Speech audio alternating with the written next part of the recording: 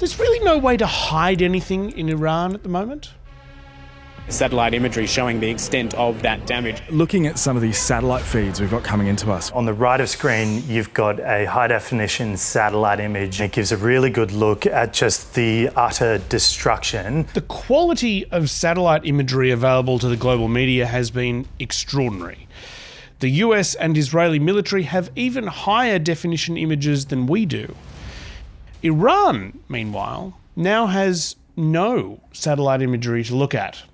It has 3 spy satellites in orbit, which were used to target their ballistic missiles. But as of Monday, the compound that communicated with those satellites has been destroyed.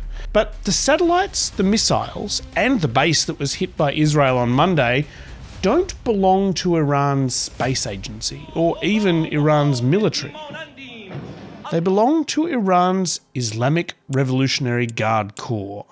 This organisation, it's an army, it's a navy, an air force, a spy agency, it's the centre of a global terrorist network, it's a corporate giant, and so much more. Think of it like a Swiss Army knife, but every tool in it is super evil.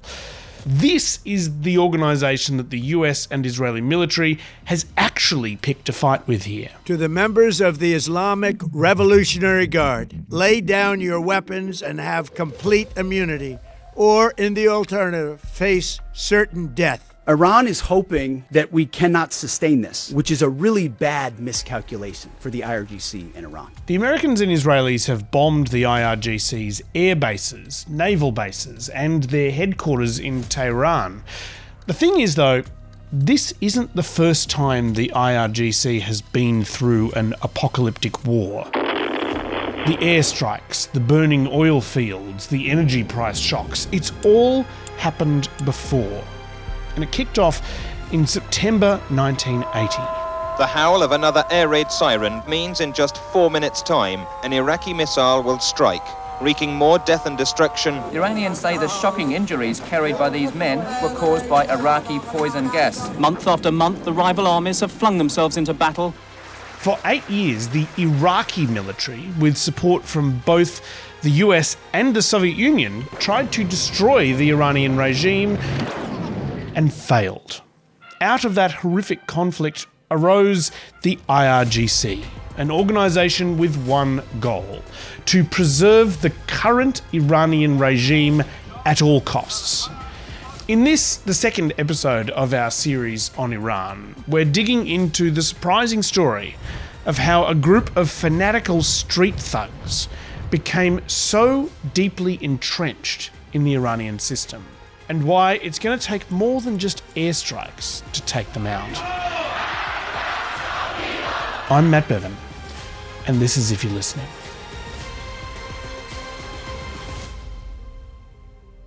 Here in Australia, we've never had a full-blown revolution. Arguably, we did come close that day Bunnings increased the price of their sausage sizzle by $1. But aside from that, we have really no idea. It's really hard for us to imagine what it's like to be in the middle of a revolution. Fortunately, we have the ABC's Geraldine Doog reporting from the 1980s with a rundown of how these things generally play out. Throughout history, revolutions have produced first anarchy, then usually a period of violence, followed invariably by more subtle power struggles, and eventually by a sort of tranquility. Anarchy, violence, power struggles, and then a sort of tranquility. Okay, so let's watch the Iranian Revolution of 1979 through that lens. We'll start with the anarchy. In the last few violent weeks, Imperial Iran has collapsed. The Shah in exile, his mighty army beaten in the streets, his secret service purged, his oil wells shut down. His country under the rule of Islamic-styled men of God. In Iran, it took a matter of weeks for the revolutionaries to overthrow an ancient monarchy and create anarchy. Now, the anarchy part and the violence part kind of overlap a bit at this stage, because shortly after the monarchy was overthrown, there was a purge of the Shah's brutal Savak secret police. In the bloody days since Khomeini's triumph, the terror of mob rule has replaced the terror of secret police. Getting out of the anarchy and violence stage is very difficult. Sometimes getting the country to return to normality is harder than overthrowing the oppressive government in the first place. Khomeini has shown his ability to turn on violence. He's yet to show he can turn it off.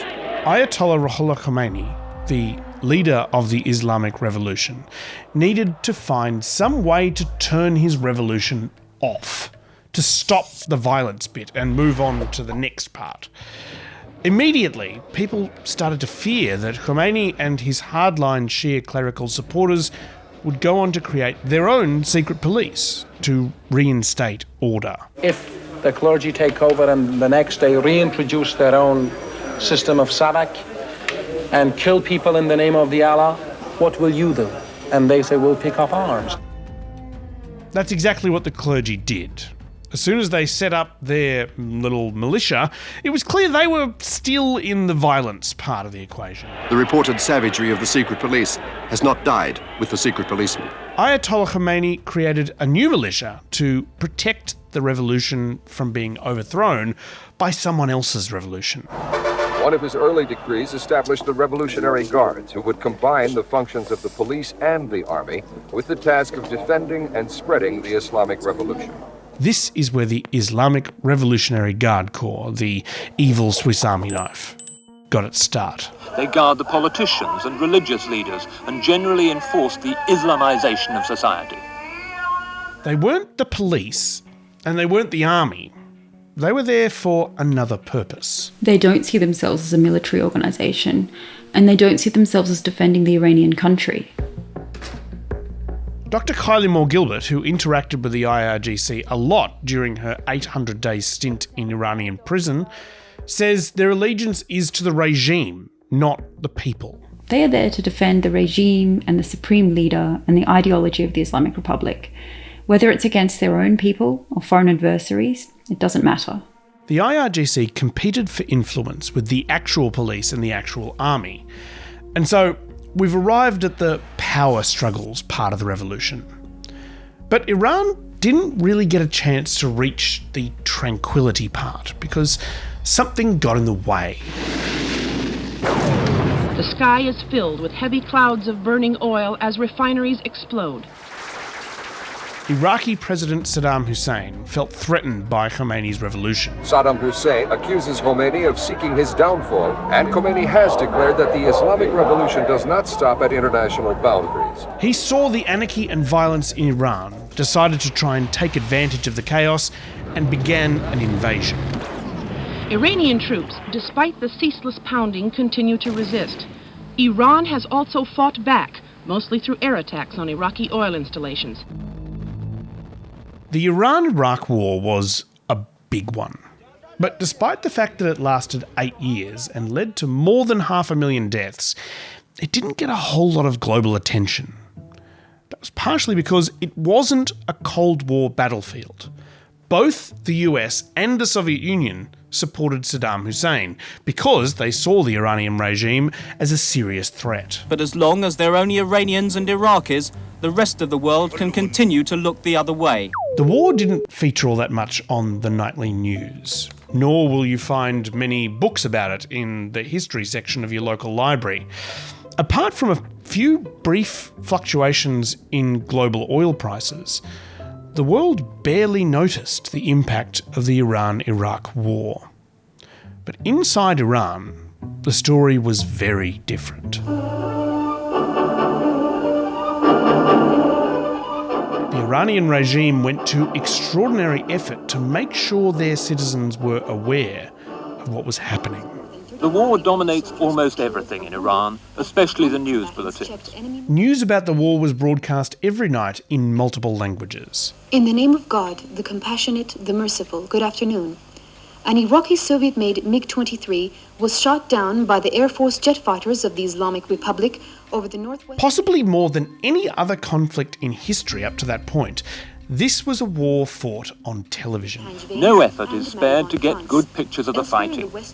28 Iranian TV cameramen have been killed while filming the war. For the new regime of Ayatollah Khomeini, this was an opportunity to solidify their power. The war itself and the massive coverage of it helped to create national unity, as well as to paper over some of the internal cracks in Iranian society. To the fundamentalist regime, the act of fighting in the war was seen as an affirmation of faith. The people of Iran are urged to become the soldiers of Islam. They see it as a holy war, a battle between right and wrong, good and evil. The Iranians believe Allah to be on their side. It was a battle not only against Iraq, but the global imperialist powers, which the regime felt had taken advantage of Iran for decades. America is worse than Britain. Britain is worse than America. Russia is worse than both of them. And each one is worse and uglier than the others. The regime saw this as an opportunity to define all Iranians as us and everyone else as them. But the Islamic Revolutionary Guard Corps, the IRGC, saw this as an opportunity as well. From being an ad hoc force of about 30,000 in the vanguard of the revolution in 1979, they've now multiplied to many times that size. They make up a major part of the fighting forces. The IRGC positioned themselves on the front line, but they didn't only bring soldiers to fight in the war, they also brought historians to document it. Just a couple of months into the war, the IRGC created a war history department. To be clear, that wasn't after the war, it was right at the beginning.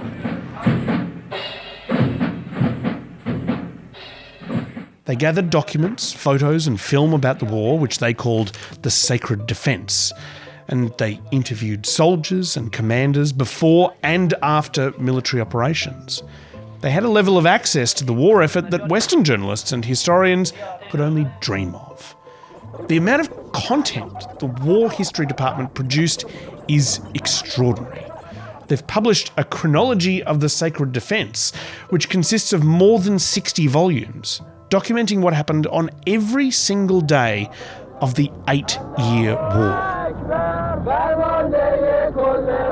The purpose of this huge amount of documentary work by the IRGC was to solve a problem that a lot of revolutions run into.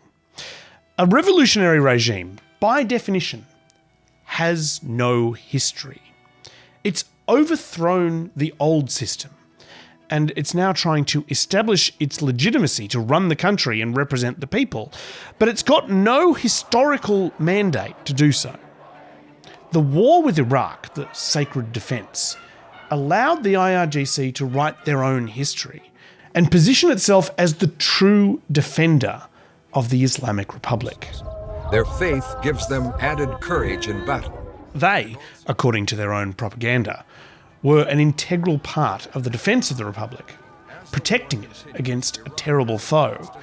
They were fanatical fighters, willing to martyr themselves to protect the revolution. The most recent Iranian advances reportedly saw young recruits being used in human waves, even marching through minefields without a second thought.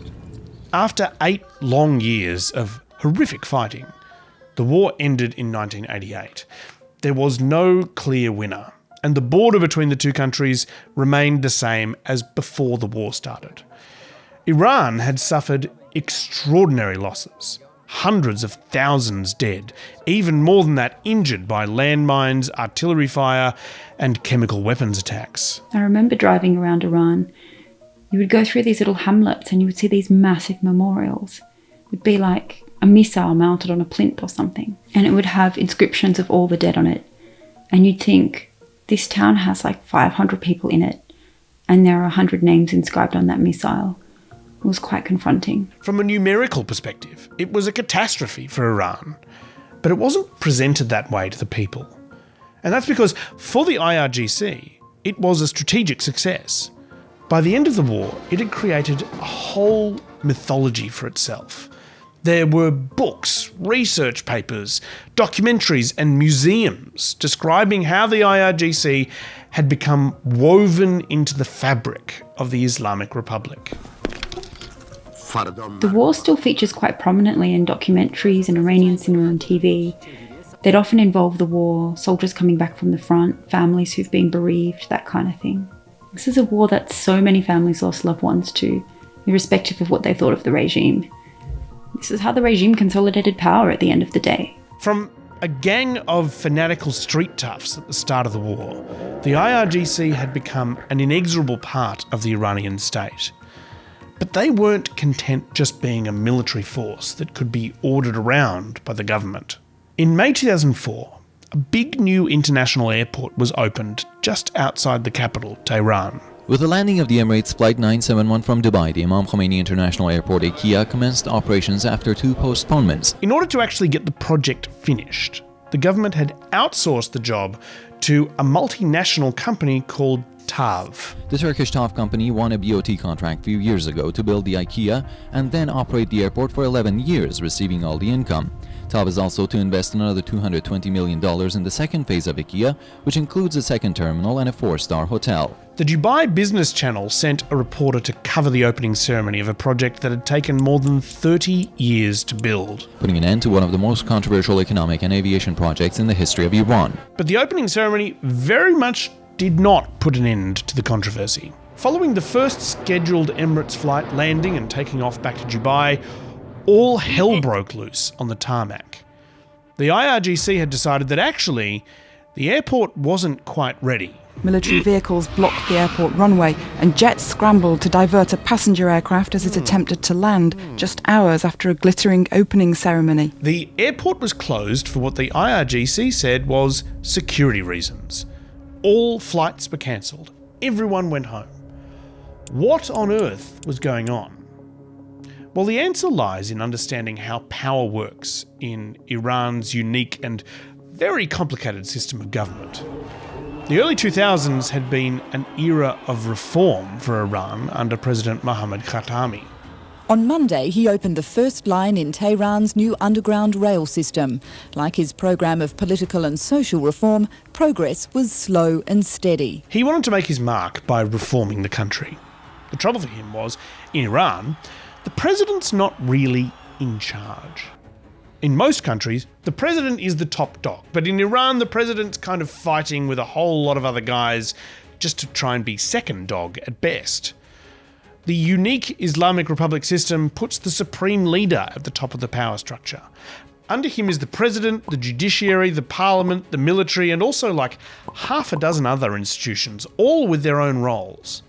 To protect the revolution, power is deliberately shared broadly across all of these institutions to prevent any one of them from becoming too influential and wiping the others out.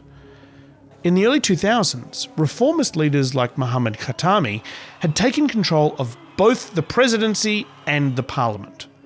Iran had fallen well behind its neighbours economically, and so Khatami was keen to open the country up for foreign investment. One of our priorities is to reduce tensions with the outside world, including America. Companies like TAV could bid for government contracts, like the contract to operate the new international airport.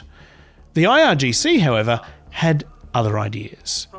They weren't very keen at all on opening Iran up for international business. It's like a branch of the armed forces. In fact, it has an army, navy and air force. It has commercial and financial interests, its own intelligence service. It has a domestic paramilitary volunteer force known as the Basij that clamps down on unrest and dissent within Iran, as well as an external operations capability.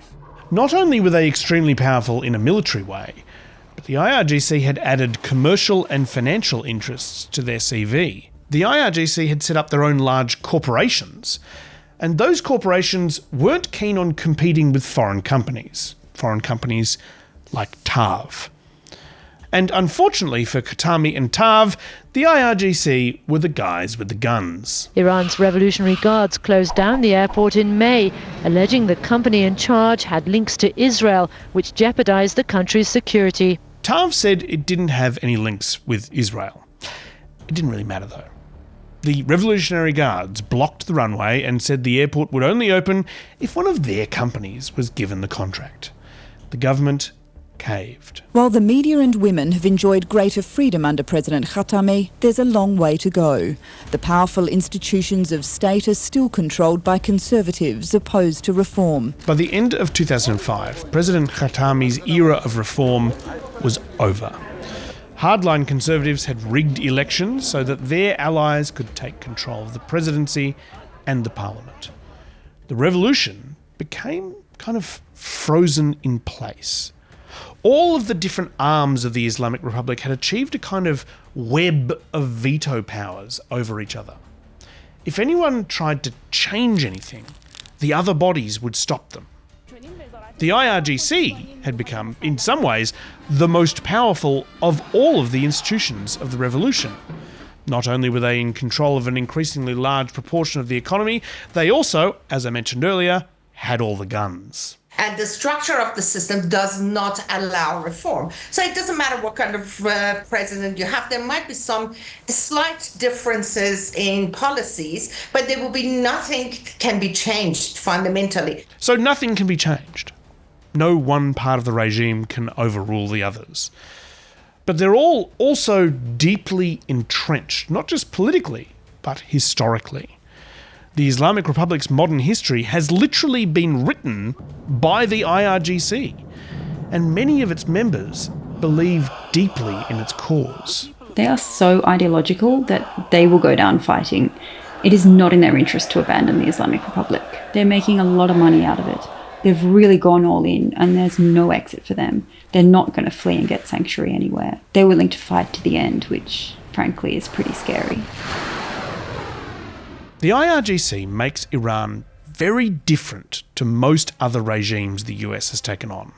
It's a very large organisation with hundreds of thousands of members and employees, all with a strong vested interest in trying to preserve the current regime. When the US attacked Iraq in 2003 and toppled Saddam Hussein, he didn't have a Revolutionary Guard to keep fighting for his ideals in his absence. He had a small unit of 10 to 20,000 men called the Special Republican Guard, whose whole job was protecting him personally. They were glorified bodyguards. When he was found hiding in a little hole in the ground, they disbanded immediately. They had no reason to continue existing. The Islamic Revolutionary Guard Corps isn't like that. They have religious, business, and existential reasons to keep fighting on, no matter how many supreme leaders the Americans can take out. They have woven themselves into the fabric of the Persian rug that is the Islamic Republic, and picking them out of it is probably going to take a lot more than airstrikes.